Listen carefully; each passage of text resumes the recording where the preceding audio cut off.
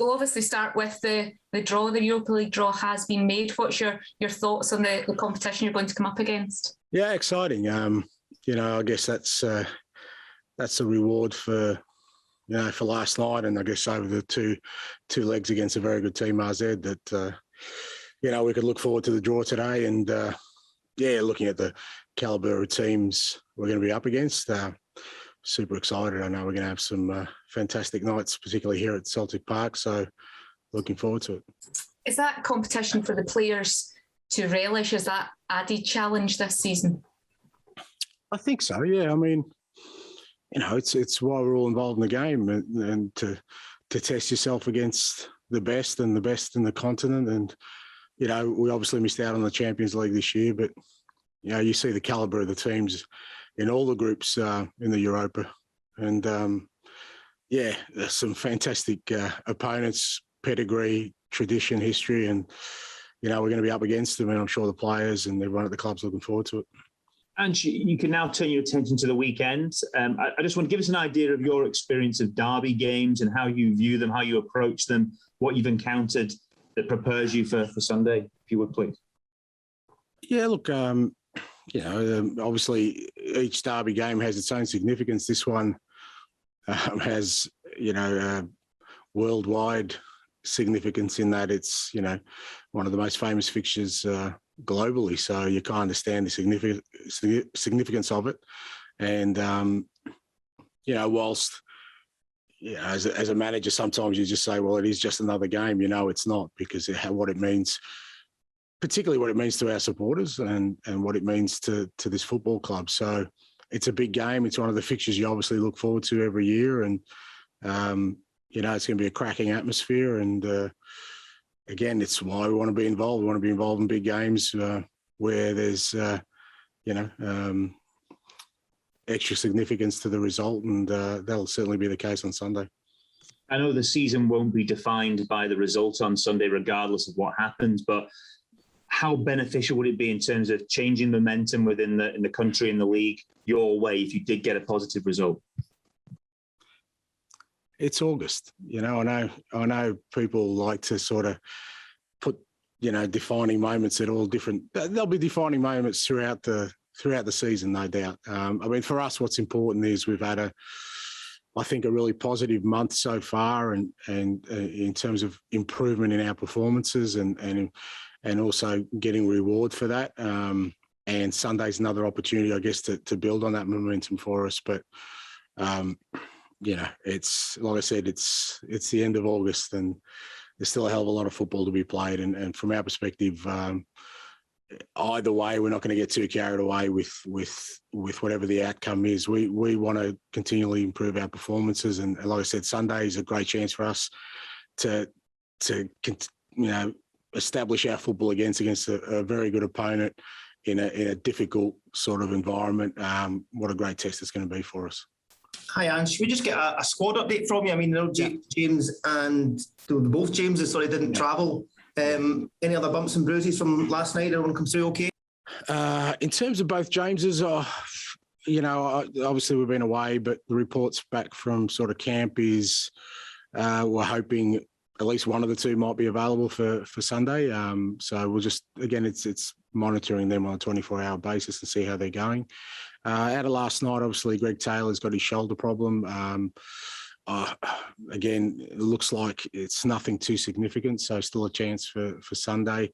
Kyogo got his usual bruises and knocks. He's getting tested out physically every game. I think people are figuring out that, he's one of the ones they need to stop and trying to find, shall I say, creative ways to do that. And but again, he usually bounces back pretty well, and so I'm hopeful he'll be fine. The rest of the group, I'm sure, will be massively tired after a big effort last night. So we'll see. We'll see how everyone pulls up. I'm expecting everyone from last night to be available, and hopefully, obviously, Josip will be available as well, who was cup-tied last night, so that'll help us. And hopefully one of the two Jameses gets up as well.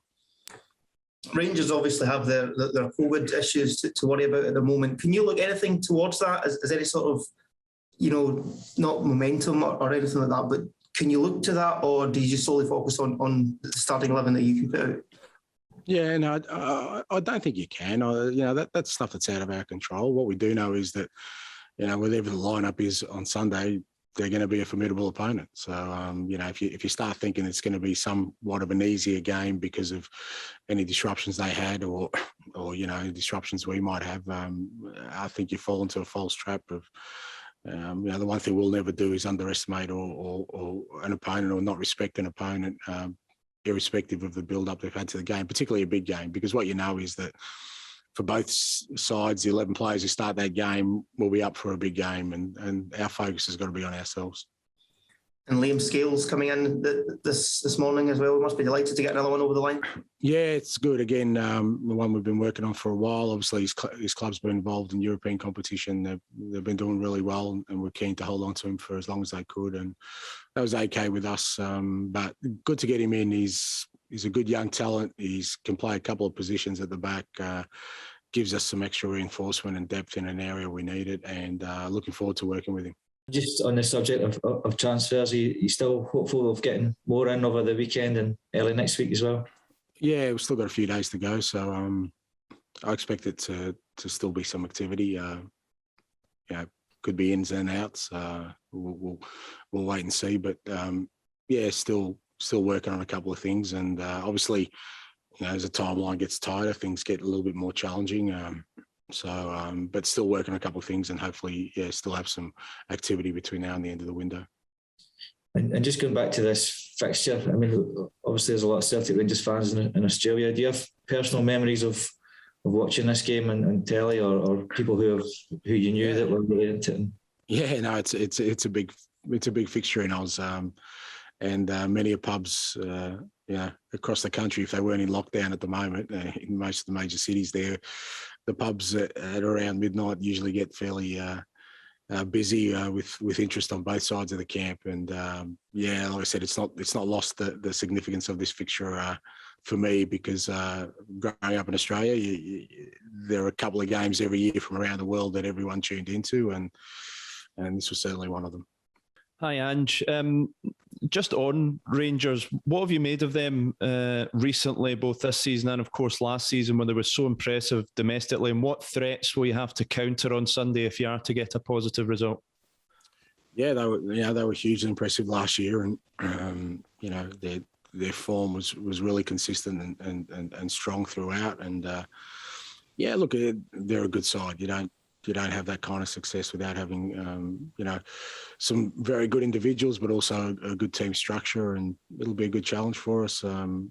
Strengths and weaknesses. I tend to look at what we're doing, and I think that's been fairly consistent for me from the start. We want to play our football, and the challenge for us is, as it was last night, is that, you try and do that in the most difficult of circumstances and when the pressures are highest. And, last night we struggled in a couple of areas, but that's great learning for us. No point shying away from it. And that's what we'll try and do on Sunday is impose our football, our will on the game in what's going to be a real challenging environment, and see if we can accomplish that task. And if we do, then it'll make us, hard to beat.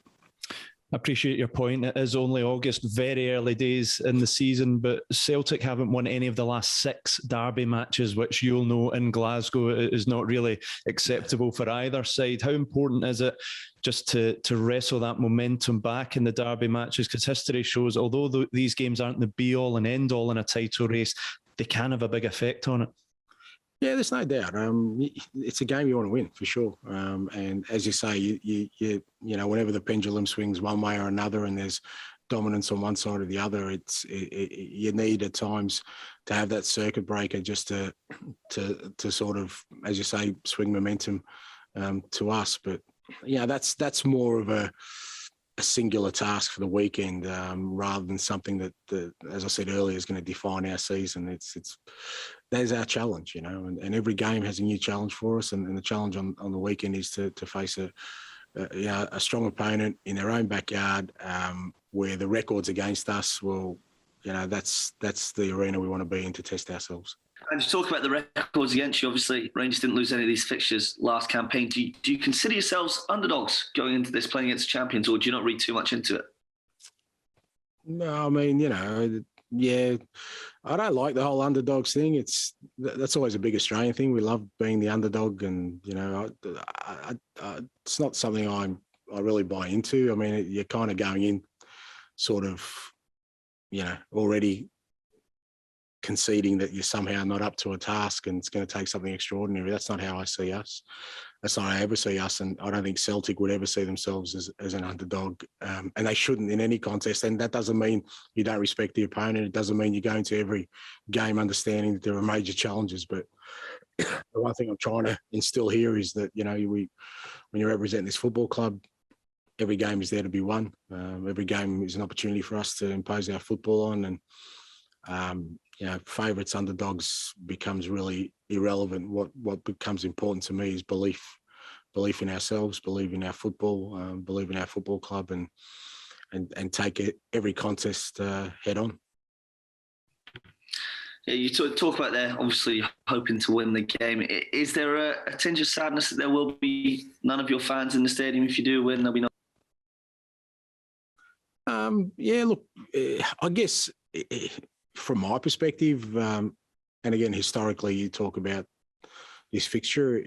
Most derbies, it's always great if there's, albeit small, an opposition group of supporters there. It just makes that atmosphere a little bit more electric, shall I say? But yeah, obviously there are reasons why at the moment that isn't the case. I'd like to think that in the near future that changes. And we get both sets of supporters in for what's one of the special fixtures worldwide. But won't change our experience or our challenge on the weekend. We want to go there and test ourselves. And when you look at last night in terms of preparation for the weekend, was one of the most encouraging things the fact that the heads didn't go down? Yeah, look, it's a funny one to analyse. As I said, it was a different performance from us. We started the game so well, and not just the goal we scored. We played through them a couple of times, and the things we spoke about, the players really sort of backed themselves into doing them. We obviously made a couple of mistakes. Usually in a game you might get one of those. We made two of them and allowed the opposition then to gain momentum, gain grip of the game. We lost a little bit of belief in ourselves in that first half, and we just had to hold on. But as you said, the encouraging thing, especially in the second half, was that we reacted well to it. We had to defend, and we defended really well. Joe made a couple of big saves, but our back four, the whole team had to defend really well at times, and we started playing our football again. So I guess it's a lesson to the players that, sometimes things don't go to plan.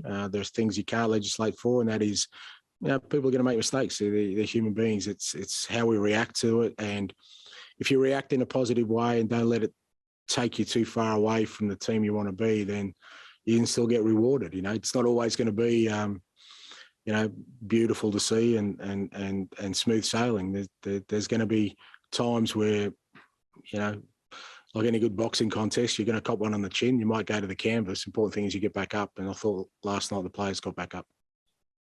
And you mentioned a few days ago, in terms of outgoings and people coming in, it might depend on who goes out. Is there any clarity there? And certainly looking at Ryan Christie and his reactions last night and the passion that we could see from him, he didn't look to be a player that might be heading out the door. No, I made that point the other day that I think both him and Hodgson, obviously they're the two that the people are focused on. They don't look like players who want to leave. Now, that doesn't mean they won't, but it shows that, they still feel for this club. Both of them have got a great history with this club, and while they're wearing that shirt, they're going to give everything they can. Now, what's going to happen in the next few days? To be fair, I haven't had a lot of clarity in this last month or so. Everything's been a bit murky with everything that's been happening. So I don't expect to be too clear cut what happens over the next few days. But we just got to be agile and alert, and when things happen, be ready to act on them, both in terms of players coming in and players going out, so that, again, we want to be in a strong position at the end of this transfer window.